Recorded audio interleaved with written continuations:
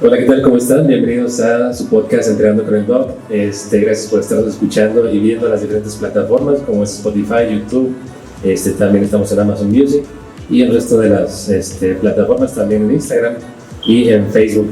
Bueno, el día de hoy estamos en un evento muy especial. Estamos en un bootcamp, estamos grabando aquí con todos los participantes. Muchas gracias por estar aquí.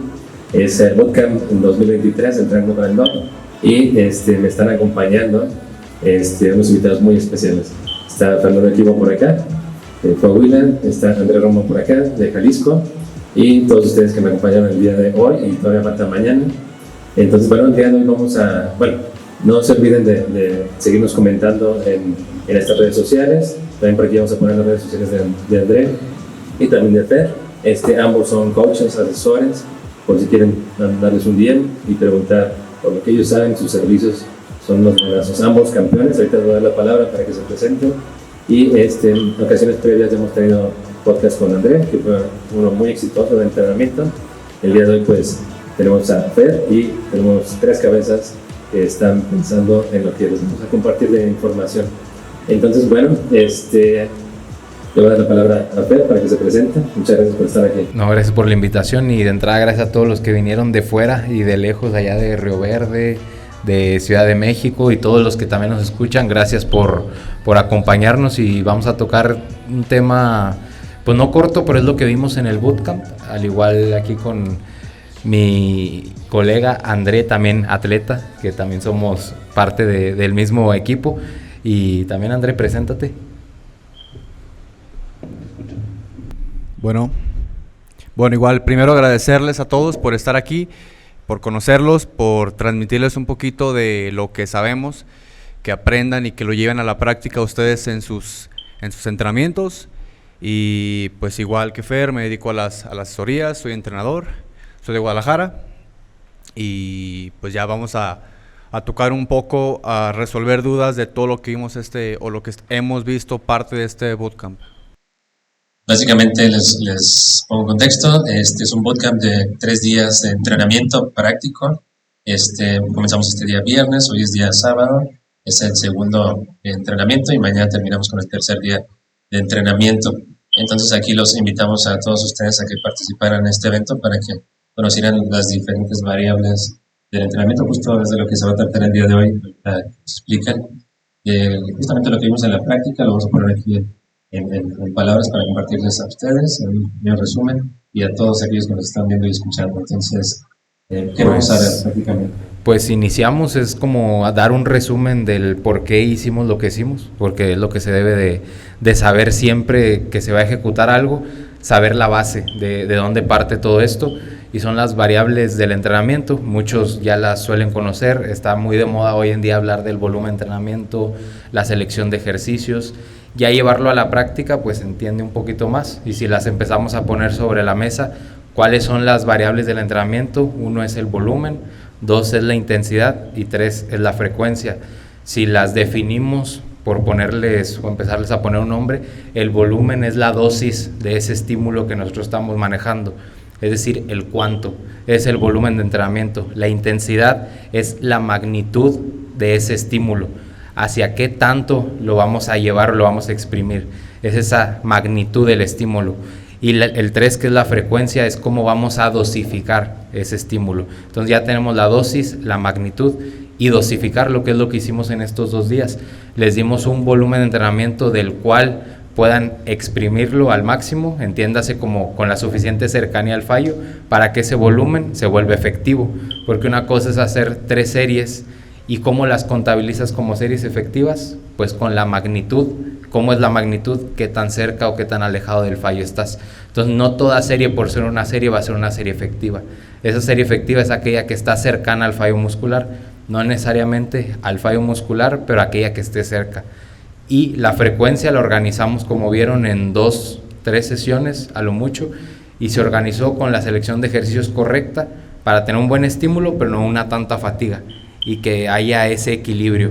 Y ahora, ¿cómo va a crecer el músculo? Ya nada más por resumir mi entrada al tema, le tenemos que dar una sobrecarga, ya le hicimos, poniendo cierta carga, llevándola a cierta intensidad, esa sobrecarga va a producir una adaptación y esa adaptación se va a romper si nosotros nos recuperamos bien y si promovemos la suficiente energía proveniente de los alimentos que induzca esa síntesis de proteínas, que en el tejido crezcan las fibras musculares, que se expandan, que se generen literal un agrandamiento de las mismas y que nos podamos poner más grandes.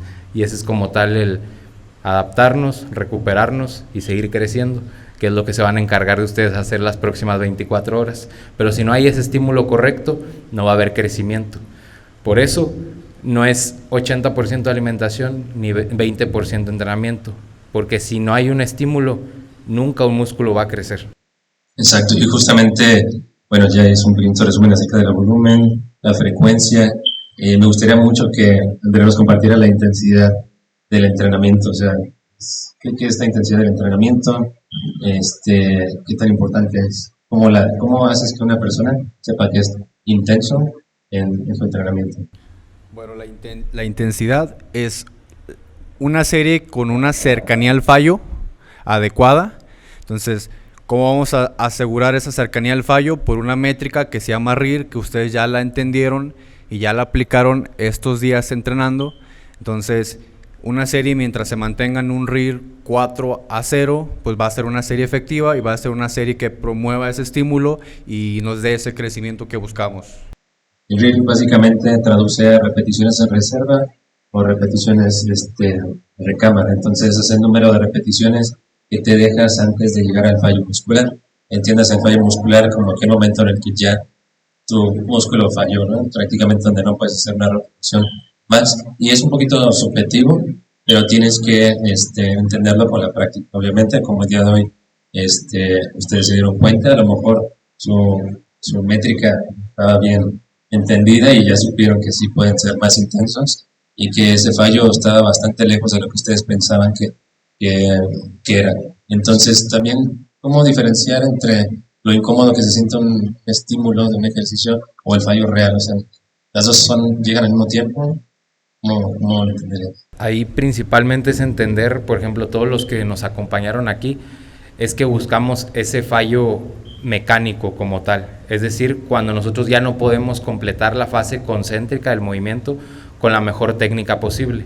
¿Por qué la fase concéntrica? Porque imagínense si el fallo fuera en la excéntrica, en una sentadilla, tuviéramos que fallar cuando estamos bajando, entonces no tendría tanto sentido hacerlo. Entonces buscar ese fallo muscular es muy diferente a buscarlo por fallar en la técnica, a buscarlo porque el músculo que estamos estimulando está fallando porque todas las fibras musculares están reclutando en su totalidad y notaron que experimentamos diferentes cercanías al fallo con diferentes rangos de repeticiones y no quiere decir que un rango sea mejor que otro. Vamos a tener ganancias musculares si entrenamos con cargas altas a 5 reps porque todas las fibras musculares se tienen que reclutar para que ocurra ese crecimiento. Entonces no es como que si hago 5 no se reclutaron y si hago 30 tampoco. Siempre y cuando la serie fue llevada al fallo muscular concéntrico, se va a promover el crecimiento. Me gustaría más o menos que me apoyaran a explicar qué es concéntrico. Concéntrico, algunas personas probablemente no. La fase concéntrica es básicamente cuando estás en la subida del movimiento, por ejemplo en un curl de bíceps, cuando va subiendo la mancuerna, y la fase excéntrica es la bajada. Entonces, algo que dimos o una pauta es que casi en todos los ejercicios se va a controlar la fase excéntrica, que es cuando el músculo se está alargando y es cuando más se suele descuidar la técnica. Entonces, ese es más o menos el concepto.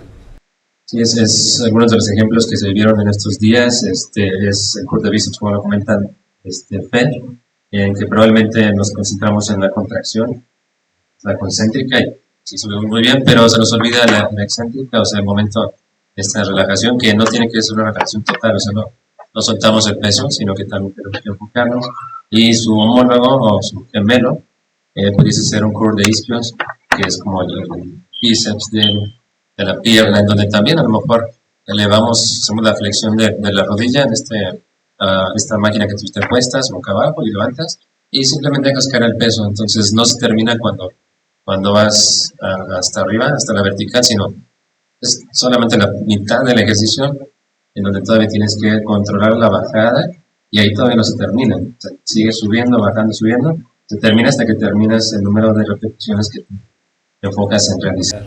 También, por ejemplo, lo que sigue después de aquí es entender como esa sobrecarga, es decir, nosotros ya sobrecargamos, ya le pusimos a la búlgara, o por decirlo más fácil, sí, a la búlgara 30 libras, entonces la sobrecarga progresiva es un término que se entiende mal muchas veces y es como que súbele de peso en cada sesión para que esa sobrecarga progresiva se dé a lo largo del tiempo y te pongas más grande. Y hay una imagen que suelen dar en los cursos donde va un nómada cargando un bisonte, creo que es, y no sé si han visto que aparecen tres nómadas y se piensan que son personas diferentes en la foto y traen a un bisonte cada vez más grande. Entonces la gente pensó con esa imagen de la sobrecarga progresiva es que ellos decidían cargar a un bisonte más grande para ponerse más fuertes y el término se empezó a malinterpretar y es pues si me quiero poner más fuerte, más grande, debo de cargar cada vez con más peso, pero nunca pusieron el nómada si era el mismo o si era alguien diferente o si el bisonte fue creciendo con él, y ese es el término. El bisonte, conforme él iba acumulándolo, cargándolo en el tiempo, él se iba poniendo más fuerte, más grande, porque sus músculos, sus fibras musculares estaban preparadas para cargar ese bisonte que a la par iba creciendo, y eso somos nosotros con la barra. No decidimos de una semana a otra subirle el peso, sino que la barra sube de peso porque nosotros somos capaces de poder tolerar con más carga. Entonces, que no se malentienda ese término y no le vayan a empezar a subir cada semana una carga nueva, sino hasta que el músculo esté preparado y nos diga, ¿sabes qué? Puedes hacer una rep más, 5 libras más, 10 libras más. Sí, era lo que comentábamos ayer, precisamente de la importancia de estar registrando sus entrenamientos para hacer progresos más reales o hacer progresos más honestos y no basarnos meramente en emociones de que esta sesión vengo más motivado y voy a aumentar la carga, o vengo más desmotivado y este peso no lo quiero levantar hoy. Entonces, llevar ese registro del entrenamiento con las cargas que has hecho anteriormente, pues te va a hacer más objetivo a la hora de afrontar esa sesión de entrenamiento. Y también te va a hacer más, como te estaba diciendo, Fer, más honesto ese progreso a la hora de saber cuándo aumentar la carga y no nomás basarnos meramente en emociones. Exacto. Y también reconocer que el progreso que se maneja, lo que uno piensa es no solamente en mover más peso, también una correcta ejecución, que a lo mejor te recuperes más pronto, o simplemente también en cómo te sientes, o sea, tus sensaciones de que te sientes bien entrenando o no, te sientes muy cansado, ya no disfrutas entrenar, y ese estancamiento que muchas personas comentan, ya me estanqué, es porque probablemente nada más se fijan en una de todas las variables. También el tema del sueño, a lo mejor pueden dormir mejor, levantarse con mejor ánimo o más recuperados, o sea, no solamente eso, y también la estética corporal, que es una de las que menos progresa en el tiempo. ¿Sí? De un día para otro no puedes tener un bíceps 2 centímetros más grande, ni de un mes a otro progresas teniendo un 10 kilos de masa muscular. Entonces hay muchas diferentes variables para saber si estás progresando o no. Entonces es justo pensar y no frustrarse.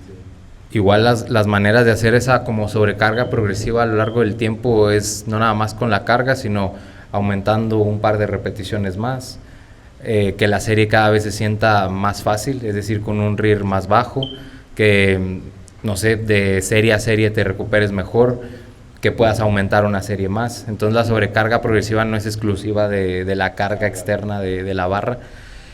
También otro tema que lo hemos vivido en carne propia, ahora sí ya mera experiencia, pues todos iniciamos, tanto Andrés y yo y el Doc, pues entrenando no de la mejor manera, y creo que los últimos años es cuando yo más he mejorado que los primeros 5 años que no fueron tan eficientes, y es para darles el mensaje a la gente que cuanto más se apresuren por aprender o por exprimir al máximo su entrenamiento, se van a ahorrar tiempo, se van a ahorrar lesiones, y eso los va a hacer entrenar por más tiempo y ponerse mamados por más tiempo, que es lo que nos ha pasado en los últimos años. Y en general, saber que cualquier estímulo va a dar un progreso, o sea, lo hagas de la correcta forma o de la adecuada forma. Algunos tienen más riesgo, otros menores, y otros son más eficientes o ineficientes que otros. Algunos comentaban, hoy todo este tiempo estaba entrenando mal. O sea, todo este tiempo, 5 años que llevo entrenando, Entonces, perdí mi tiempo, ¿no? O sea, realmente es una experiencia que estás teniendo, avanzas, porque sí, pero a lo mejor con estos cambios y estos ajustes perfeccionas más tu técnica o la correcta ejecución, y bueno, a lo mejor va a ser más eficiente, sí, va a ser más eficiente y no quedarse con esa mentalidad de que todo este tiempo fue perdido. Y muchas veces también le encuentran mucha monotonía al entrenamiento de pesas. Y también quiero recalcar un término, entrenar, nosotros no entrenamos hipertrofia.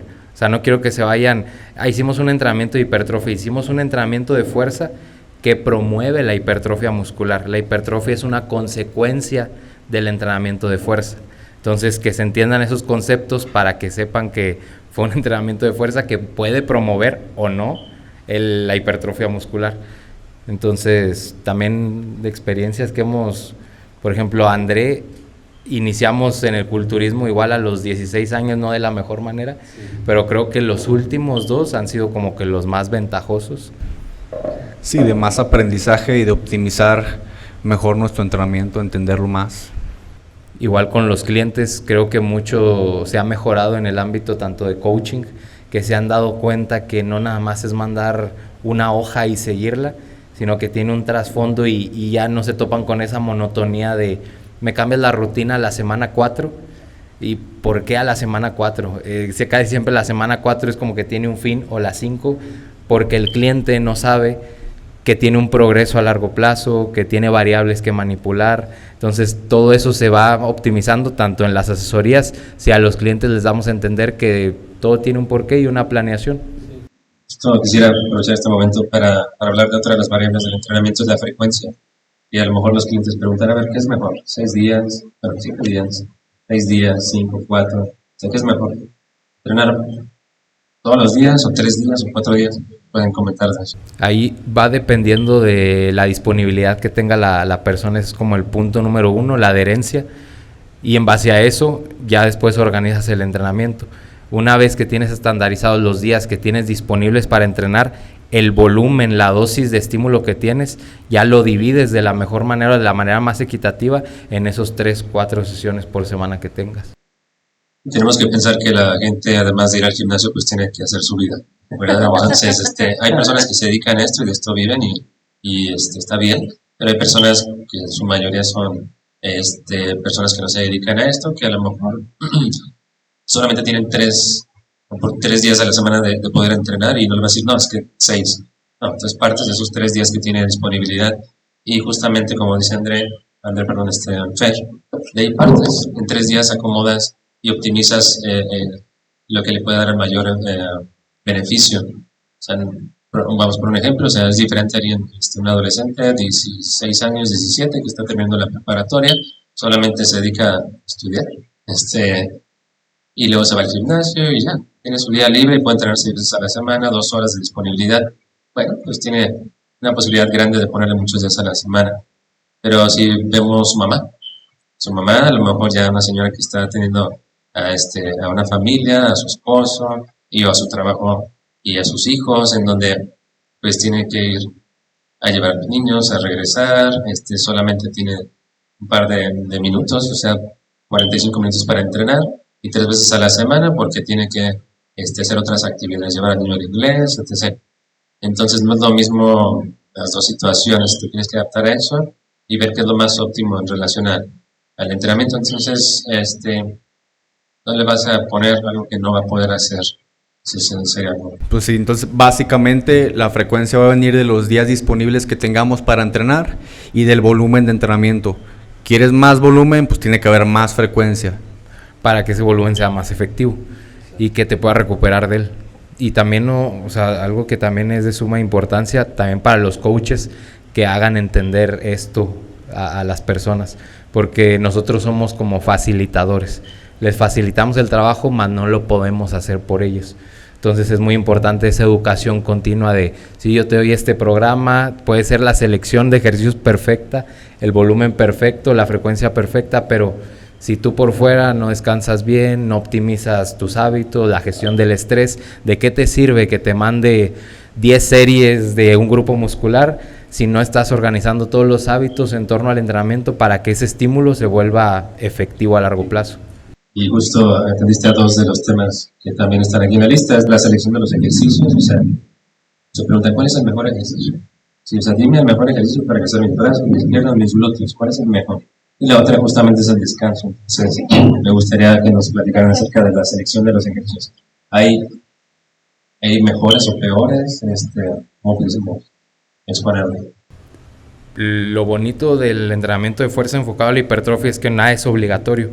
Es decir, nos podemos adaptar mucho al cliente en concreto y no hay una selección de ejercicios perfecta. Puede haber mejores opciones dependiendo del caso de cada cliente, pero es organizar el estímulo a como mejor se adapte al cliente. Entonces, no es necesario una sentadilla libre, pero es necesario un patrón de sentadilla. Es muy diferente. No es necesario hacer, bueno, una extensión de rodilla, creo que todos la van a hacer y la tienen en su gimnasio.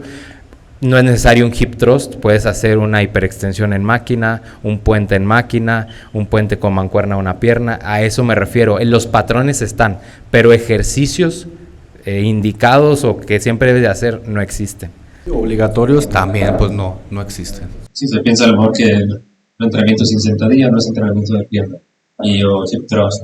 No necesariamente. Hoy justamente, ahora que nos enfocamos en el inferior, y la sentadilla solamente la explicamos, pero no fue parte del entrenamiento y pues no sé, existieron un estímulo importante y efectivo. Entonces, eso también atiende mucho a la disponibilidad del equipo. En este caso, es diferente tener un gimnasio pues súper completo, o inclusive pues uno que esté súper lleno, ¿verdad?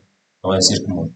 Y también la importancia la del descanso y el cómo hay gente que entrena de lunes a viernes, lo cual está bien si su semana se adapta así, pero hay veces que un descanso intermedio, por ejemplo un miércoles, está y cae de lujo, entrenar lunes, martes, descansar miércoles, terminar jueves, viernes y sábado y descansar 2 días a la semana. Entonces darle esa importancia al descanso, que es donde al final del día se va a promover el crecimiento y la correcta recuperación.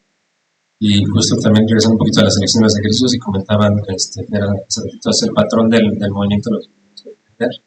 Si vemos que está ocupada esta sentadilla, pues analizamos el patrón del movimiento, o sea, ¿qué hace la sentadilla? Y bueno, pues, ¿qué haces tú para hacer la sentadilla?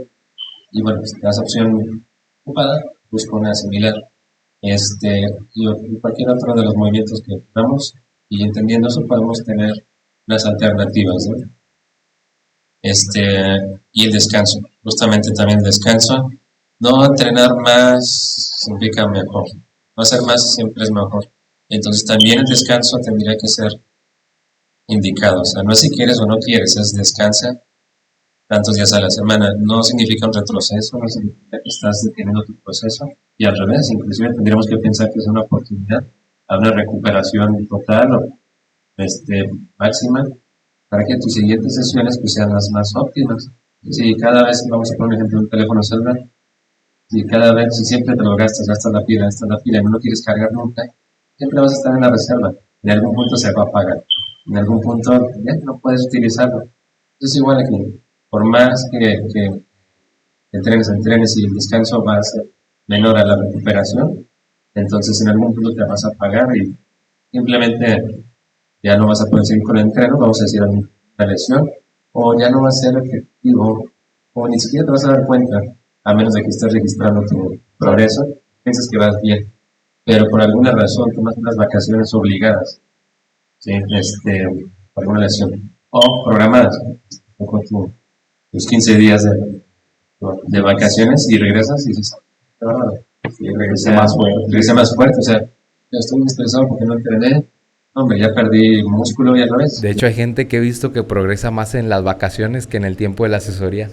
Sí, y de hecho la gente cree que el tiempo que se van de vacaciones van a regresar más débiles, pero es tiempo que a fin de cuentas están descansando más, llegan más recuperados. Más recuperados e inclusive dan unos mejores números. A mí me ha pasado que ni siquiera les pregunto, bueno, veo números nada más. Y te fue súper bien. Qué raro, porque no entrené un mes. No, pues no sé cómo les...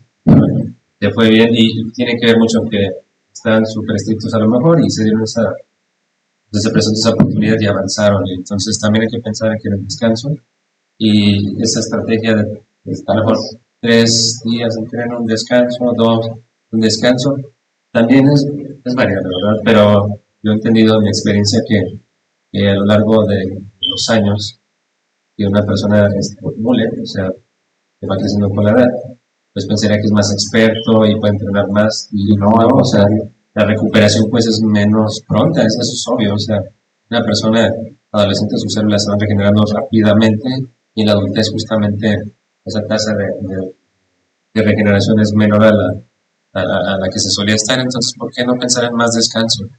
Pues tenemos que analizarlo así, no es lo mismo una persona de 30 años de edad a una persona de 15 años, de 40 años. Y no es lo mismo alguien que, por ejemplo, a sus 30 inicia a entrenar muy bien, a alguien que lleva 20 años antes de los 30 entrenando. Entonces muchas veces, no, es que ya después de los 30, sí, pero acabas de iniciar a entrenar bien hace un par de meses. Es como hay estudios en ancianos que ganan masa muscular porque nunca habían entrenado. Entonces hay crecimiento a toda edad y a toda etapa de la vida si hacemos el estímulo correcto. También otro tema antes, las descargas de entrenamiento que van un poquito relacionadas con el descanso, que hay veces que son necesarias y son una herramienta que tenemos a la mano para dar un break, para no lesionarnos o no promover más fatiga. Para que siga el progreso también a largo plazo. ¿Cuándo indicarías una descarga? No tengo un tiempo, o no, más bien no se debería pautar en un tiempo establecido como tal, que a las 4 semanas, a las 8 semanas, sino más bien fijarnos en ciertos indicadores, a prestarles atención para saber cuándo sería un momento indicado para pautar una descarga. Exacto, sí, a veces se suele poner un programa de entrenamiento pues establecido a las 12 semanas. Pero bueno, hay que estar pendiente de cómo te sientes. Hay personas que lo requieren las 4 semanas y otras que ni siquiera las 12 semanas y a lo mejor nunca. Pero justo lo que comenta Andrés es el feedback de cómo te sientes. ¿Todo va bien? ¿Dolor articular? ¿Motivación? ¿Sigues motivado? ¿No estás motivado? ¿Cómo estás durmiendo? ¿Qué otros indicadores? Pues más indicadores es que ya veas números mermados, muy constantes en la sesión, o que cada vez va en peor, las sensaciones son peores, o que el progreso ya va para abajo, o que simplemente la motivación en la sesión se va nublando, que puede ser por factores externos al entrenamiento, y es ahí cuando se aprovecha y se hace una descarga, cuando a lo mejor una etapa de exámenes, oye, pues ¿sabes qué? Voy a estar en etapa de exámenes, no quiero acumular más fatiga de la que ya tengo, un factor psicológico que merme, descargo el entrenamiento y me enfoco en otras áreas de la vida que pueden ser más relevantes en ese momento, y tener el feedback muy, por decirlo, coherente de los clientes, porque muchos creen necesitar una descarga muy pronto. Oye, coach, necesito una descarga, y hay que evaluar el por qué y que no sea meramente emocional, hay que ver los indicadores de rendimiento que están mermando. Exacto. A mí me sucede al revés, que no quieren descargar. Y porque no están entrenando lo suficientemente intenso. No, acerca de este tema. Bueno, otro indicador a la hora de pautar una descarga podría ser las agujetas, o que el dolor muscular tarde más tiempo, dure más tiempo y tarde más tiempo en recuperarte de sesión a sesión, podría ser otro indicador. Realmente hay muchos indicadores a prestarles atención y no es necesario como tal presentar todos, sino ya cuando tú estás viendo que estás presentando uno o varios y lo estás repitiendo por más de una semana, es ahí cuando sería una buena idea pautar una descarga, porque muchas veces una persona puede tener una mala sesión de entrenamiento y decir, ok, voy a hacer una descarga la siguiente semana, pero no, hay que tomarle más tiempo, hay que seguir entrenando, prestamos atención a la siguiente sesión también, y a partir de ahí, si los indicadores siguen, pues ya sería buena idea pautar una descarga. Otro que agregaría yo, fuera inclusive del área del entrenamiento, sería cómo te está yendo en el trabajo, en la escuela, no solamente a lo mejor el rendimiento dentro del entrenamiento, sino fuera de, me estoy quedando dormido en el trabajo, ¿sí? En la escuela no estoy prestando atención, porque pues estoy todo el tiempo cansado, estoy dormido, me duele todo, entonces también en la esfera también familiar.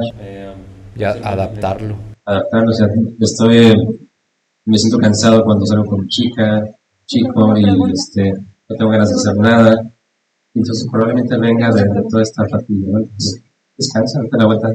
Y a lo mejor decimos el término descargas, pero es cómo se hacen.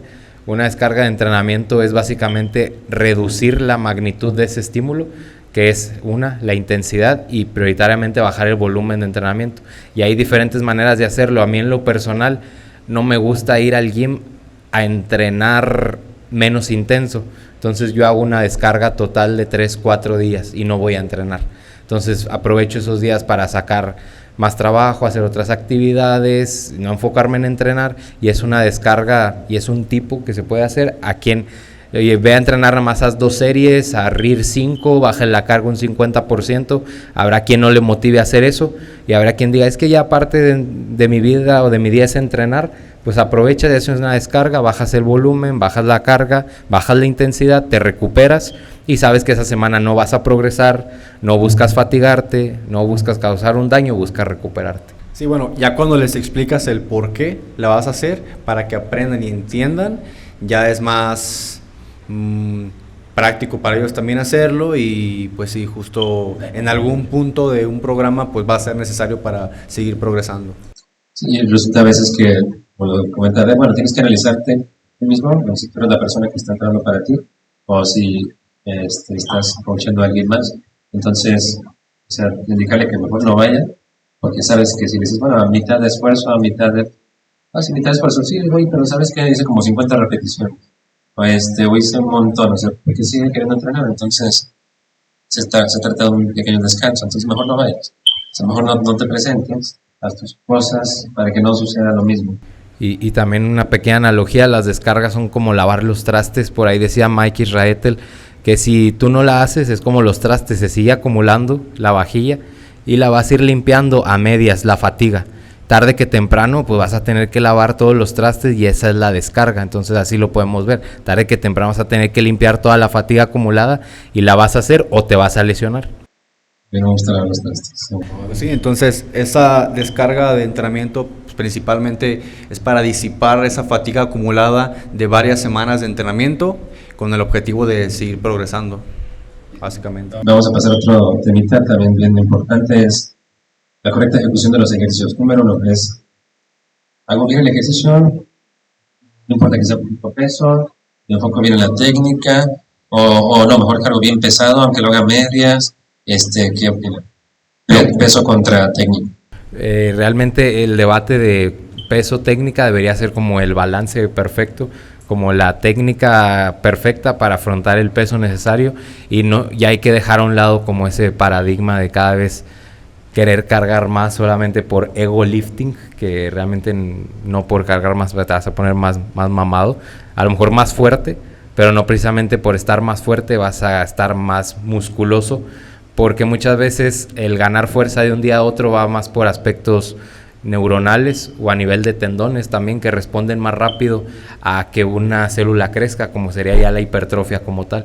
Entonces, justo voy a poner un ejemplo. Llegamos el día de hoy, estaba haciendo deadlift, estaba haciendo peso muerto, y alguien me comentó, oye, están cargando un montón de peso, pero está haciendo mal, ¿no? Claro, es que depende. O sea, le preguntaste cuál era su objetivo, y yo quiero adivinar o pensar que lo que estaba buscando era mover peso. Sí, ese era su principal objetivo, y no puedo decir que está mal, porque el principal goal de ellos era mover peso. No importa cómo lo hagan, pero mover peso. Que es como el powerlifting, moverlo de punto A a punto B como quieras.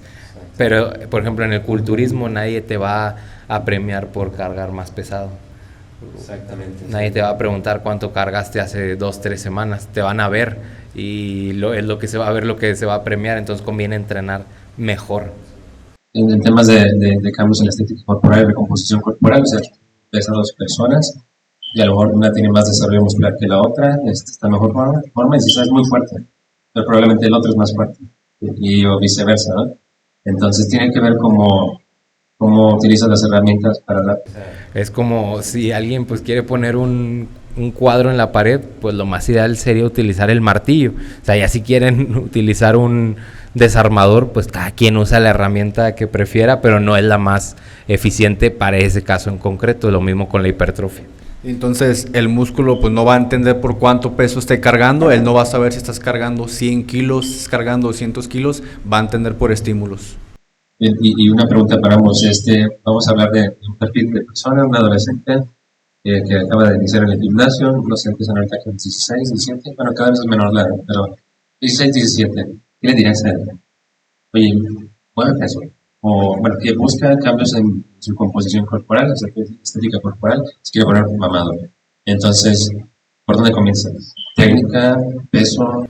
Primero por no hacerle un reel de 15 segundos caso. O sea, que no le haga caso a un reel de 15 segundos y que contrate un profesional y que lo guíe. Esa sería como mi primera recomendación porque es la que me faltó hacer a mí. Y la gente que se acerca a mí a esa edad progresa más. O la que se acerca a un profesional progresa más. Entonces, pero totalmente técnica, o sea, el peso pasa a ser secundario. Sí, definitivamente, bueno, las personas que tienen esa posibilidad de invertir en un asesor, entonces, sin duda alguna tendrían que confiar en él y seguir lo que le recomienda, pero la mayor parte de las personas que hacen esto no tienen la economía o no están interesados en hacer eso, pero quieren avanzar. Entonces entiendo que probablemente que se enfoquen en la técnica y porque sí, lo ideal es los dos, la mitad, pero ¿cómo entienden eso? O sea, ¿por dónde comienza? Sí, no, primero... Si tú fueras ese adolescente. Sí, primero mejorar la técnica y ya después pensar en ir metiendo más carga o ir viendo que se vaya esforzando más, pero ya estandarizando esa técnica, que no antes busquemos ir aumentando la carga sin antes tener esa correcta ejecución. Y aprovechar como principiante tus primeros años de progreso que va a ser abismal. Sí, al final del día estas personas... sí, al final del día ellos van a avanzar, sí, lo veo bien normal. Pero sí, igual voy a usar esa preguntita nada más para dejarlo bien. Dijo, si tú fueras verde, los 15, ¿cómo comenzar? Yo quisiera que el consejo que me hubieran dado es aprende a entrenar bien, y entiéndase por hacer bien los ejercicios. Okay. Porque creo que ahí está el meollo del asunto de que desaprovechan mucho tiempo haciendo ejercicios mal y sobre todo lesionándose, que fue lo que a mí me pasó. Muchos dolores de espalda baja que no entendía por qué, que a nosotros muchos nos pasó los primeros años de entrenamiento, el típico, me duele la espalda baja en la sentadilla, me duele la espalda baja en el peso muerto, es que tengo una lesión de los 15 años en la espalda baja. Entonces sí, la técnica 100%. Igual una pregunta, ¿a qué edad empezaste? A los 14. Sí. Igual, igual, ¿qué te dirías también? ¿Tú fueras tu coach? Igual tratar de mejorar esa técnica y tratar más que nada también, en mi caso, rangos de movimiento más completos y pues básicamente eso, mejorar mi técnica, estandarizarla, no enfocarme tanto en las cargas, porque cuando uno va iniciando, como el progreso es más rápido, empieza a motivarse, pues porque el progreso es más pronto, entonces se enfoca meramente en aumentar. Entonces ahí hay problemas, por ejemplo, en el ejercicio, cuando hacen la prensa y llenando la prensa, entonces son rangos muy cortos, el cuádriceps no se lleva un buen estímulo y a lo largo del tiempo se dan cuenta que sus cuádriceps pues, no son muy buenos. Okay. ¿Y qué pensarían de alguien que ya es avanzado? O sea, alguien de que ya tiene 15 años entrenando y se identifica que no está haciendo de la forma más óptima lo que está haciendo, o sea, yo sé que es difícil. Primero a sincerarse que la edad del entrenamiento no es por los años que lleves haciendo algo, o sea, puedes llevar mucho tiempo en algo y no quiere decir que lo lleves haciendo bien. Entonces puede haber alguien con menos años de entrenamiento pero haciéndolo más efectivo. A sincerarse y voltear a ver esos detalles que no les tomaron importancia, como a lo mejor ya tienen una técnica muy buena, o sea, de tanto repetir una sentadilla la han hecho bien, ahora dosifica bien ese estímulo y empieza a hacerlo más efectivo. Y eso sería lo que yo le recomendaría a un avanzado, fijarse en esos detalles de la recuperación, la fatiga, cómo dosifica lo que está haciendo en el entrenamiento. Sí, definitivamente tienes que hablar con él y hacerle saber que igual como les comentaba al principio, no ha perdido su tiempo, sino que a lo mejor tiene que ser realmente abierto a escuchar, intentar, ¿por qué no? Y a lo mejor solamente seguir indicaciones. O sea, eso es a veces lo que hace falta en alguien que está tomando una asesoría, que lo que se puede hacer es hacer caso. Entonces, al final del día va a aprender y va a resultar bien.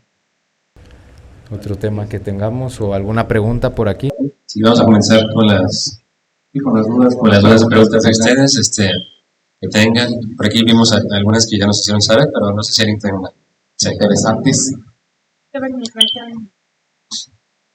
Vamos a dar unos como 15 minutos o 20 para estas preguntas y respuestas. Ya lo comentaba que las veces que se entrena en una semana se tiene que especificar a tus tiempos, pero hay problema de que al principio de la semana, no, esta semana entreno 6 días, pero la siguiente entreno 3 nada más porque no puedo. O sea, puede mermar el progreso de sesión a sesión de cada semana por el hecho de entrenar menos días una semana y otra semana más, la siguiente menos y así. Lo bonito de todo esto es pensar en rangos. Y el pensar en rangos te amplía la mente mucho. Es decir, para generar crecimiento ocupas mínimo de 10 a 20 series semanales. Posiblemente si recortas de 6 días, que estás haciendo unas 15, 20, lo recortas a 3, terminas haciendo unas 8, 10. No deja de ser efectivo. Solamente es un rango en el que nos movemos y que gracias a que tenemos esos datos nos da como que cierta calma de poder seguir progresando aún y cuando se muevan esos tiempos. Y con todo es pensar en rangos. Como las repeticiones, no son 15, son de 15 a 20, que es mejor 16, 17, 18, de 15 a 20, no te frustres tanto por los días en concreto. Exacto. Que los días que a lo mejor, bueno, así como comentas, puede ser variable, 6 días, 3 días, 6 días, 3 días, bueno, esos 3 días que vayas realmente los hagas valer con la correcta ejecución. Entonces, de ambas formas vas a avanzar. Y eso como culturista, bueno, en tu caso también te da un alivio psicológico muy, muy grande, porque nunca dejas de progresar. Es decir, nunca tu entrenamiento se va a ver limitado a menos que algún accidente o alguna lesión, pero cualquier otra cosa de la vida se puede adaptar muy bien. Y tratar al entrenamiento como lo que es, muchas veces sí puede ayudar o ser un factor que ayude a nivel psicológico, pero que no sea la herramienta. O sea, para eso hay profesionales del tema. Es decir, no todos los problemas que tenemos afuera venirlos a sacar al gimnasio. Mejor venimos a estimular, venimos a cumplir con ciertas bases para mejorar, y la parte psicológica despegarla un poquito y empezar a separar. Bueno, ahorita hacemos otra preguntita, pero alguna que tuvimos anteriormente, una encuesta que hice, es acerca de además de la dieta y el entrenamiento, o sea, la parte psicológica, mental, la parte de la dieta y el entrenamiento que te hace transformar tu físico. O sea, no solamente la dieta y el entrenamiento lo van a hacer, ¿qué otros factores van a hacer que lo hagas? No sé si... Sí, pues canasta básica, leche, huevos y terapia. Eso sería como el top 3 hoy en día más que nada, y tener la terapia ahí como una herramienta que sí o sí ya siempre debe de estar, porque siempre yo comento esta frase: no te puedes ir de esta vida sin sacar tu máximo potencial, y tu máximo potencial lo conoces cuando tu salud mental la mejoras. Entonces tenemos el tiempo corto como para no exprimirnos al máximo, entonces hay que sacarle el máximo provecho a eso, y sacamos al máximo todo el entrenamiento y todo el entorno. Entonces esa es la canasta básica del culturista y de todo mundo.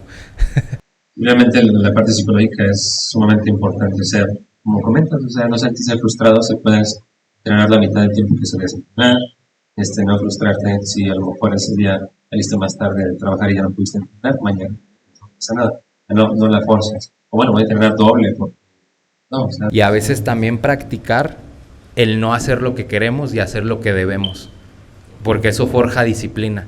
Si tú constantemente dices, pues que lo dejo en 4 días, síguelo dejando en 4 días y al rato lo vas a dejar en 3, en 2, o no vas a ir a entrenar. Pero a veces tenemos que hacer lo que tenemos que hacer y no lo que queremos hacer. De ahí el por qué una gente progresa más que otra. Si cierra la pregunta ahorita, ¿puedes apoyar en ese sentido? Yo me refiero más como a la mentalidad que ha sido en torno a una dieta y a poder. Sí, ahí los hábitos es algo como que poco se entiende, como que ten hábitos saludables, y ¿cómo es eso? ¿Dónde los compro? Sí, transforma tu ser para como médico, va haciendo hipertensión, diabetes, está obeso, pues mejor los hábitos, ejercicio y dieta. Bueno, come sano, muévete. Pues obviamente no sabe hacer eso, si no estaría contigo pidiendo esa ayuda. Entonces, esos hábitos, ¿qué es? Completamente, los hábitos es algo que repetimos día a día, ya sea forjamos hábitos o muy malos o forjamos hábitos muy buenos. Entonces yo lo que recomiendo, por ejemplo, en el tema de hábitos, si te da flojera, por ejemplo, anotar tu entrenamiento y sabes que no hacerlo puede no ser el mejor hábito, quizás poner en la herramienta del celular, que para eso también ocupamos la tecnología, delimitar el tiempo de las aplicaciones y que nada más nos delimite a las notas. Puede ser, si eso lo repetimos constantemente, es un hábito que puede que se va forjando y elimina un mal hábito, por ejemplo, de usar el celular entrenando para lo que no es. Y así con todo hábito que se quiera mejorar. Si no te quieres levantar temprano, una herramienta es, pues, deja el celular más lejos de la cama para que te obligues a pararte, prender la luz y despertar mejor el día. Entonces, los hábitos es algo que se tiene que practicar día a día. Exacto, o sea, hay gente que le gusta siempre ser disruptivo y no hacer las cosas. O sea, realmente el hacer una actividad de forma frecuente, constante, te lleva a ser experto, ¿no? Entonces, te lleva a ser experto en tu trabajo, en tu aseo personal, en también el ejercicio, en tu alimentación. Lo que hace también es salvar mucho tiempo, ¿no? O sea, saber ser constante en lo que es una y otra. A veces, como yo lo pongo en un tema de un cirujano, si un cirujano cardiovascular, me toca el corazón, que tiene que hacer 1000 cirugías y estoy lleno de bajito, igualitas, idénticas. Y me dice, ya me aburrí de hacer eso, déjale cambio por acá. No, se vuelve experto, y es ser habitual a lo que se hace, ser habitual a lo que se hace. Entonces, es una buena práctica. Como el que maneja todo bien, ¿verdad? O sea, quieres que no se equivoque, porque si no, pasa algo así. Por acá nos preguntaban también, ¿alguien tiene una preguntita?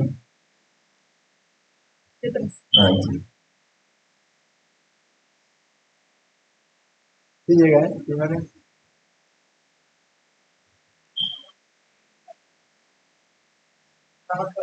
Nada más para enriquecer un poquito más, ¿qué tanta importancia se le da a la conexión mente-músculo? Que es algo que es muy sonado en redes sociales y en muchas plataformas, la conexión mente-músculo, porque pues es algo que se descuida, me imagino que es parte importante de la hipertrofia, ya que cuando haces repeticiones de fuerza, quitas el enfoque músculo que estás trabajando, entonces pierdes esa conexión, pero ustedes que son expertos en qué tanta importancia se le puede dar a Por ejemplo, a un principiante le daría menos importancia, porque no es algo en lo que me basaría para optimizar su progreso a largo plazo. En cambio, cuanto más avanzado te vuelves, creo que esas sensaciones toman más relevancia.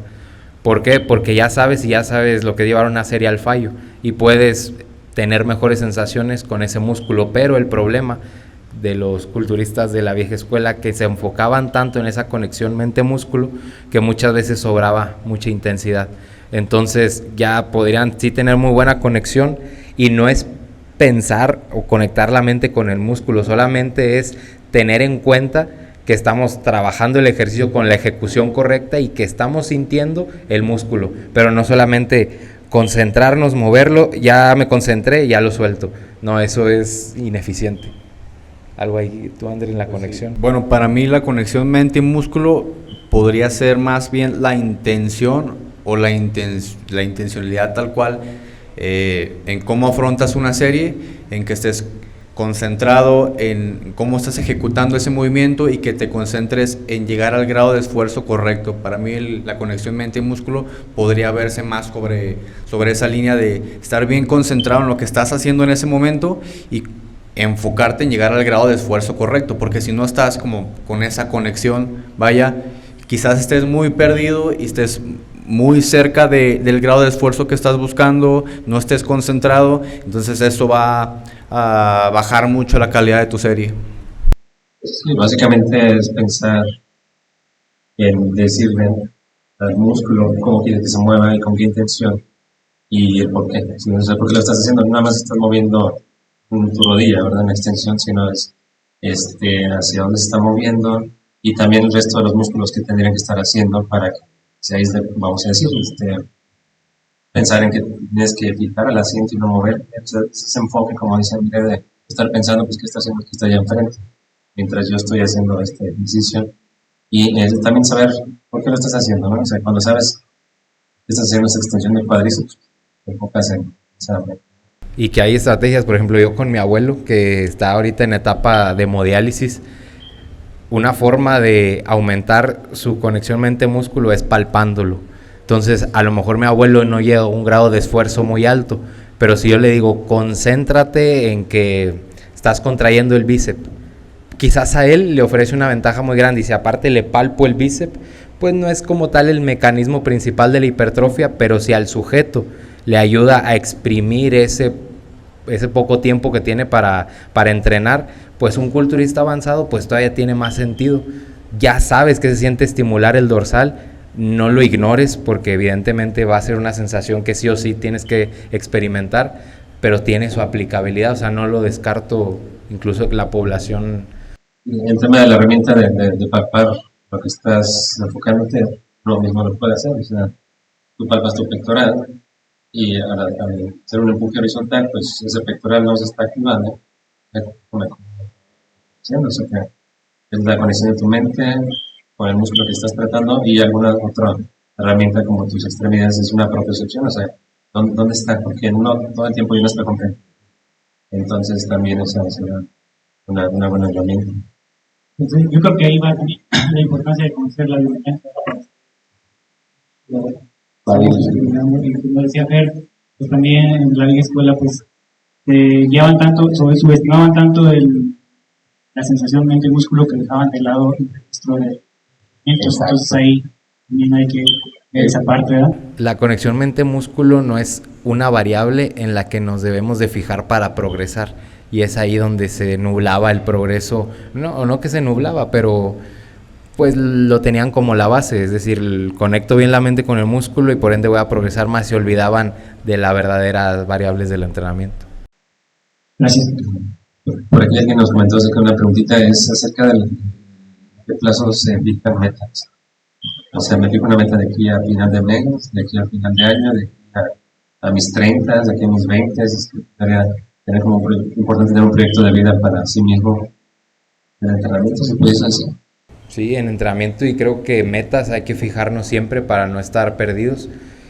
Una, saber que, es decir, no somos eternos como para pensar que de aquí a 10 años algo va a estar seguro, pero por ejemplo en cuestión de competencias, ¿cómo te fijas? Si yo quiero ser, no sé, ganar el Mister México en 3 años, pero las metas a largo plazo se construyen con hábitos y metas en el corto plazo.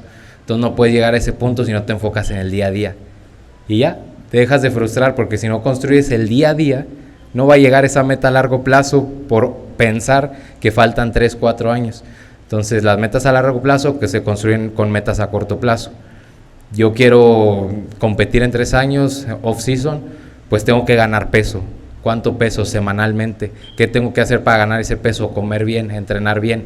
Se va la frustración porque la meta ya es del día de mañana, day by day. El día a día, el de mañana no está asegurado, de pasada mucho menos. Entonces, así de sencillo se construyen las metas a largo plazo. No echándole tantas vueltas y mañana es lo que sigue. Mañana es lo que sigue. Hay que saber que están allí, ¿verdad? Fijas y están allí, pero es justamente construir ese sistema que haces diario. O sea, ¿qué tengo que hacer hoy? ¿Qué tengo que hacer al ratito? Y la siguiente sesión, exactamente. Y si mantienes fijo a la meta, nada más viendo que no haces nada, va a llegar el tiempo que se supone que esa meta se está fijando, pero no va a resultar en lo que quieres, ¿no? Solamente vas a ver pasar la fecha que te fijaste. No hiciste nada en el día a día. Y sí funciona muy bien tener un objetivo en fecha. En el caso que nosotros hacemos es competencia, saber un día, una fecha, una categoría. Está bien, pero bueno, ¿qué voy a hacer? ¿Qué voy a hacer hoy? ¿Qué voy a hacer mañana? Y hacerlo simplemente disfrutar de ese proceso. Y disfrutarlo, porque si tu meta es verte como cierto físico, pero odias el proceso que te lleva a ese logro, o sea, quiero verme con cuadritos, pero odio hacer abdominales y marcando de única forma, pero odio hacer lo que se requiere, ejercicio, actividad física, mi dieta, pues realmente no quieres eso, o sea, porque lo que se busca disfrutar es el proceso que va a llevar a eso. Entonces, si alguien odia su trabajo, pues casi solamente por el hecho de tener más dinero, pues, entonces es importante disfrutar ese proceso. Pues sí, y actuar, como dijo Fer, día con día, porque a veces cuando pautamos una meta a largo plazo, nos confiamos de que falta mucho tiempo y realmente en algún punto el tiempo va a seguir pasando y en algún punto esa meta a largo plazo pues se va a hacer a corto plazo. Entonces, trabajar día con día y actuar. Ahorita vamos a entrar a otro tema, también una pregunta muy buena y está ahorita como muy reciente, ¿no? Técnicas de seguridad para evitar accidentes en el gimnasio. Creo que en estos últimos par de meses se han escuchado noticias acerca de accidentes que han llevado al fallecimiento de personas usuarias de gimnasio, desde principiantes, amateurs hasta profesionales. Entonces esa pregunta me hizo muy interesante. ¿Qué deberemos de hacer para no tener un accidente en una sentadilla libre, en un bench press, que son los más complejos? Entrar en un gimnasio es entrar en un área donde te puedes lastimar, ¿sí? Desde que te pegas en la esquinita del dedo chiquito con un aparato hasta que se te pegan 200 kilos arriba y bueno, ¿sabes lo que pasa? Pues siguiendo las bases, realmente lo que estábamos hablando, hacer una buena ejecución, tener una buena técnica, mover cargas que nos permitan mantener esa buena técnica y no creo que de ahí haya accidentes. Sí, es el mal entendimiento de las herramientas que hay. Sí, reconocer también pues, las capacidades que tiene esa persona, o sea, no se va a arriesgar a cargar 200 kilos cuando nunca ha llegado ni a los 100 kilogramos, esa es una.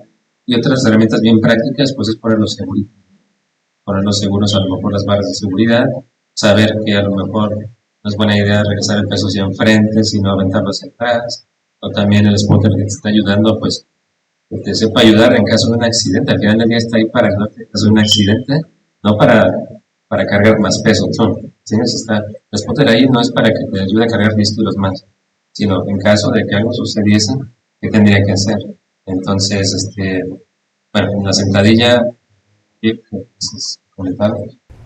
A nivel de seguridad, es que va más de... Sí, es que como las personas no saben el progreso que han tenido a lo largo del tiempo, se les hace muy fácil poner un peso excesivo y el spotter pues muchas veces ya ni el músculo fue el que cargó eso, lo cargó la persona de atrás. Entonces ahí ya el riesgo es de las dos personas, el que trae la barra y el que no va a poder cargar esa barra. Entonces conseguirte un buen spotter y que te diga, hey, bájale, y que no te exponencie el riesgo, y otra sí es poner tal cual las herramientas que hay como los seguros, algo tan básico. En una sentadilla Smith, pues tiene sus seguritos, ¿no? O sea, ver hasta dónde te pones. En una sentadilla libre no hay en todos, pero tiene las barras de seguridad, sabes que hasta el punto ya no subiste, pues ahí lo dejas y te agachas. En un bench press, pues es un poquito delicado, a lo mejor no poner los seguros que tiene a un lado, por el caso de que ya no puedas. Si estás solo, vamos a decir que estás solo, los seguros van a evitar que pueda hacer un balanceo de la barra y que se zafe, ¿no? Entonces no ponerle seguros ahí. Quita los seguros al final del día para que pueda hacer una inclinación de la barra, se sacan todos los discos de un lado y se va a voltear para el otro lado y listo, te salvaste. Y en el bench press no giras la barra hasta el cuello. Sí, exactamente, o sea, es como guillotinas, no la hayas de girar. Pues más que nada, bien sencillo, ser honestos con las cargas que levantamos. Yo creo que de ahí parte todo. Sí, otro accidente se presentó en la sentadilla. También, bueno, si ustedes son conscientes de que una persona está a punto de lastimarse, pues a ayudarse, a acercarse, porque usualmente el tema de la conciencia, pues como son personas principiantes, no saben, entonces le están atinando nada más. Entonces, si tú ya tienes más experiencia y ves, o sea, uno puede identificar que esa persona, señora de 40 años de edad, que lleva 2 años en el gimnasio, no va a cargar 200 kilos. Entonces, estás al pendiente porque, bueno, es la vida de una persona, ¿verdad? Y te acercas y le puedes comentar, oye, creo que no es lo más seguro que hagas esto. Puede que se enoje, pero a lo mejor lo entiende y te lo va a rayar. Pero bueno, te sigue viva, ¿verdad? El día siguiente todavía te sigue rayando. Entonces, porque sigues es algo que a lo mejor no pensamos, pero ya está pasando. Y ya le ha pasado, nada más que pues antes no había esa facilidad de compartirlo en redes sociales. Probablemente han fallecido más de 3 personas en estos ambientes. otro movimiento entre Cervantes, entre Smith, que son los más complejos, ¿no? Pero alguien se puede lastimar simplemente con una mancuerna de 10 kilos. Pero esas son algunas de las técnicas de seguridad, y si son unos coaches o asesores, pues no sean mala onda, si están viendo algo, comenten aquí, sobre todo que riesgo a la persona su vida, estar pendiente de eso, ¿no? Pues sí, otra duda que tengan. Y otra pregunta, pues, ¿alguna duda, pregunta? ¿Listo?